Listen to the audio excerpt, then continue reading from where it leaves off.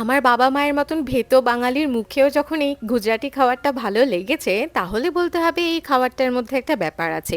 একদম নরম তুলতুলে স্পঞ্জের মতন, মুখে দিলেই গলে যাবে। একদম নরম টক মিষ্টি স্বাদের স্যান্ডউইচ ঢোকলা বানানোর জন্য 2 কাপ মোটা সুজির মধ্যে 1.5 কাপ পরিমাণে ছাঁচ ভালো করে মিশিয়ে ঢাকা দিয়ে রাখছি আধা ঘন্টা। এবার মাঝখানে সবুজ লেয়ারটা বানানোর জন্য বাদাম, লেবুর রস, ধনে পাতা, পুদিনা পাতা, কাঁচা লঙ্কা, আদা সমস্ত কিছু একে একে মিক্সিং জারে নিয়ে পরিমাণ মতন নুন, চিনি আর 4-5 চামচ মতন সুজির ব্যাটারটাকে দিয়ে একদম জল ছাড়া গাঢ় গাঢ় করে একটা পেস্ট বানিয়ে নিতে হবে। জল দিলেই কিন্তু মুশকিল হয়ে যাবে, এই পেস্টটা পাতলা হয়ে যাবে। সুজি আধা ঘন্টায় ভিজিয়ে রাখার পর বেশ ফুলে গেছে।